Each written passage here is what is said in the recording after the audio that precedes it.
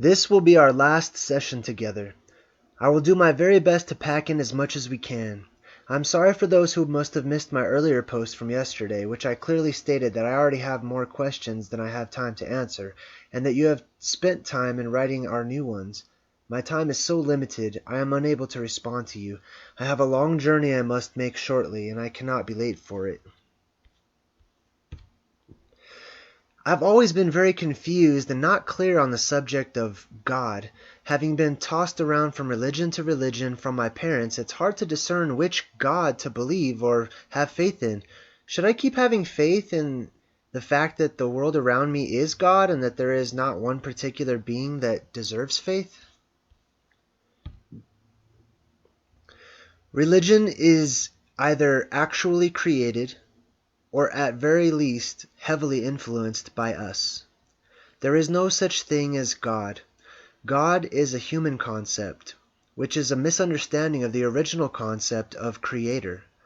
This is further confused, as there are many macrocosmic level creators, or logos, as has been explained previously. God implies some separate entity which is outside of you, which you must supplicate and to worship. Our one infinite creator, and almost all of our logos and sublogos, do not want your worship. They want you to understand creation and your place within it as a co-creator. Ultimately, there is a supreme being in the form of the one infinite creator, but we are all a part of it rather than its subjects. None of the names given for this supreme being by your religions are the true name, but they are indeed correct in that there is one supreme being, namely the infinite creator. They just have different concepts about it which spring from the texts their religion is based upon. Do not worship your infinite creator, but rather live in a state of thanksgiving and service to it for bringing you into being, and for this amazing game that it's created, in which we may forget who we really are in order to remember and know ourselves again as the creator. So basically, the form that we have is actually just a body with bones and skin, and so on and so forth.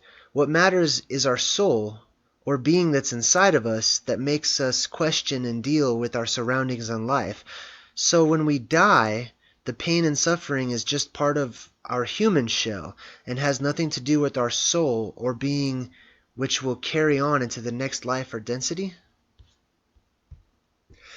Indeed, pain and suffering are just aspects of the game.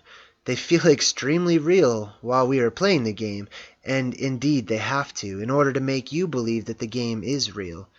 No one really dies, but rather the matter of human form is shed, much like the chrysalis of a caterpillar when the butterfly emerges. Look upon physical incarnation as the chrysalis in which you may transform.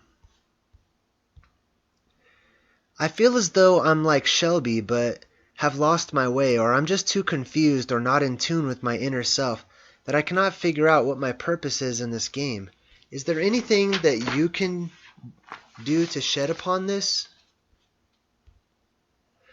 Your purpose in the game is to work upon yourself, to grow, develop, and transform yourself into a more positive and loving being. You had certain goals that you had planned to achieve before incarnating here, which is a main reason for the veil of forgetfulness being in place. Because if you already knew that, what your goals were, the game would be too easy. Look at the things in your life that you most love to do. Ask yourself what makes you most happy.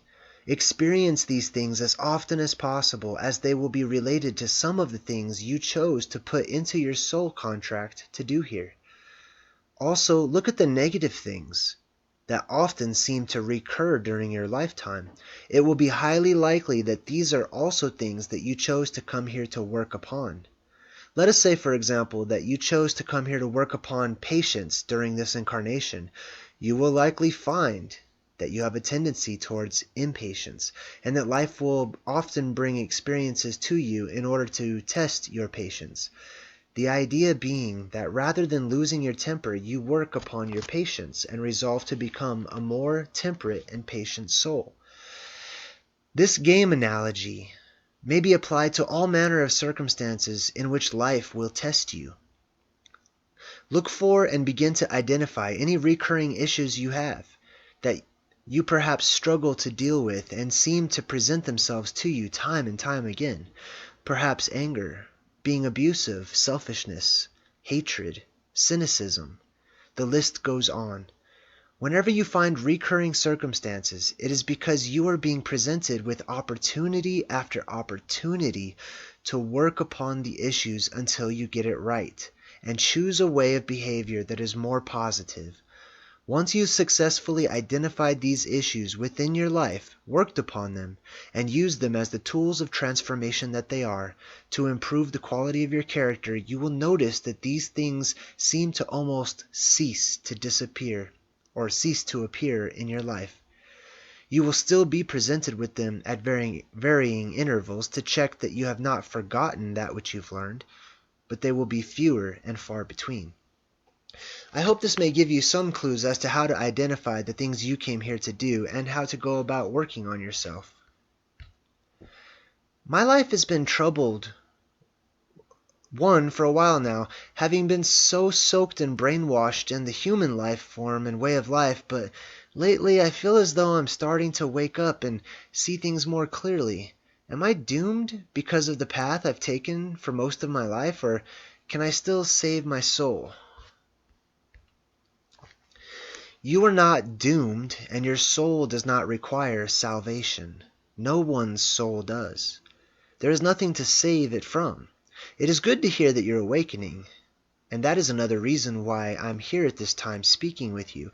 Our infinite Creator has many messengers, and He uses us all in His own unique ways to help with the awakening and prepare as many people as possible for the coming great harvest.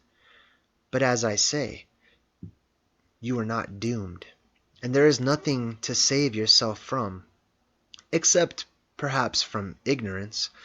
And I do not mean that in an insulting way, but rather ignorance as in a lack of understanding. At the very worst, you will have to repeat as many third density cycles as is necessary in order for you to learn the things that you need to learn in order to progress and graduate to the fourth density positive. But one thing is for sure, you will get there in the end. All will find their way home to our infinite Creator. Rest also assured that you will not find yourself lost in your cycling. At the end of each physical incarnation, as I've previously stated, you return to time-space, or that which has been described as heaven, where you shall once again know yourself as you truly are, a unique and beautiful soul and part of our Creator. You only forget who you are during the incarnation.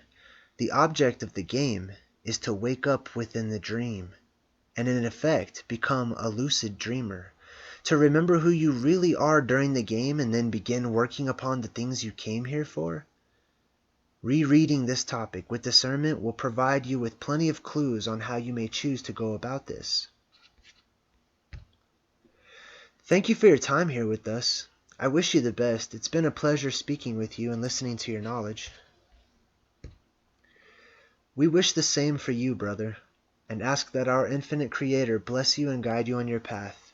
See you when you get home. So is the harvest an all-or-nothing event, or will it be a mixed harvest? A few moving to fourth density, a few moving towards fourth density self-service, a great majority repeating the third density, and if only 94% go to fourth density negative, then you have to repeat third density and try again for 95% negative harvest? If so, then I would hate to imagine how much more negative your people would make the earth at that point.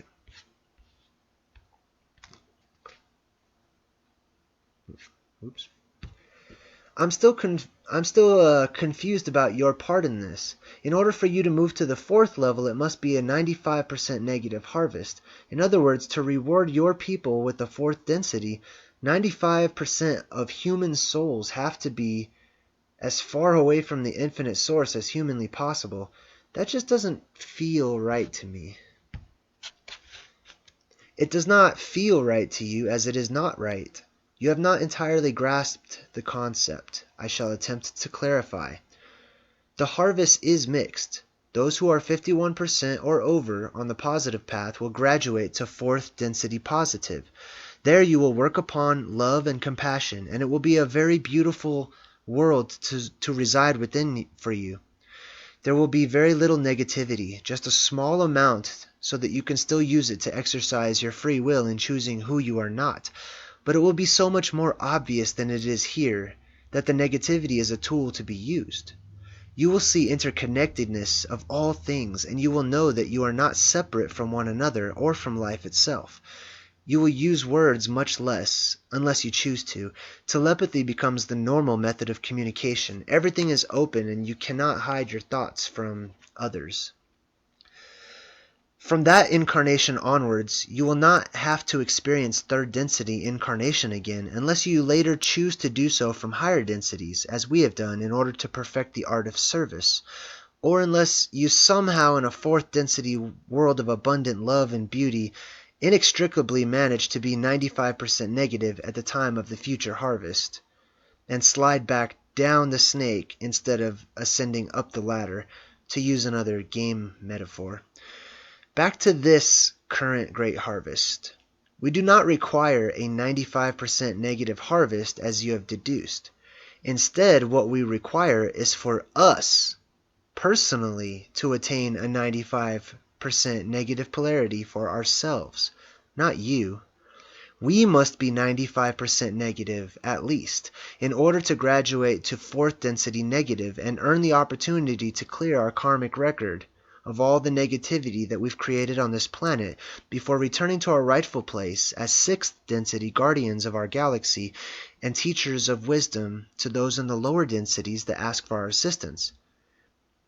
If we do not make it, we will remain trapped in the third density cycle with all those between 94% negative and 50% positive, what I termed the lukewarms, and have to continue to provide negative polarity for you. Harsh as it is, our only way out is to be as negative as possible to graduate. We cannot choose to be positive, because that is not why we came here. That is not why we came here to do for you. That's why I often have referred to all the horrible things we've done here as our sacrifice. You said that the lukewarm people at the time of the harvest would not notice anything has happened, but they'd be on a different planet. Do you mean that they'd wake up with no memory of what has occurred but still be on the same physical body? Or they'd wake up with a new physical body and no memory of the past life? There will be a short experience of 0-point time where you feel utterly at one with your infinite creator. It will be a feeling of blissful, ecstatic expansiveness and unity, while your physical vehicles, bodies, are dissolved back into the light and transported to your new environment. When that transition is complete, the 0-point time will end and you will appear in your new game zone or planet. You will look the same, think the same, feel the same, and in fact, it will be just like you all had some mystical experience and life will carry on as normal for you. Same houses, family situations, jobs, friends, lovers. Everything will seem the same as before. You will not remember the great harvest or earth changes that occurred as the planet Earth heals and regenerates herself. But you will recall your mystical experience, and that will give you hope for a new opportunity to choose a more positive future for yourselves. There will still be the negative polarity to overcome, but if we are successful in our negative graduation, which we shall be, others are standing by to take our places, pulling the strings from behind the scenes. We have more than done our job in discharging our service to you, and we are tired. It's time for us to clear our karmic record and return to being of light, which is our true essence. You keep saying this. You keep saying help is available to those searching for the truth. All we have to do is ask. What is the best way to go about this? I have never had the ability to remember any of my dreams. Read back. I've given guidance on dream recall previously. It takes practice and is a slow process, but you have to start somewhere. Be patient with yourself. To be continued.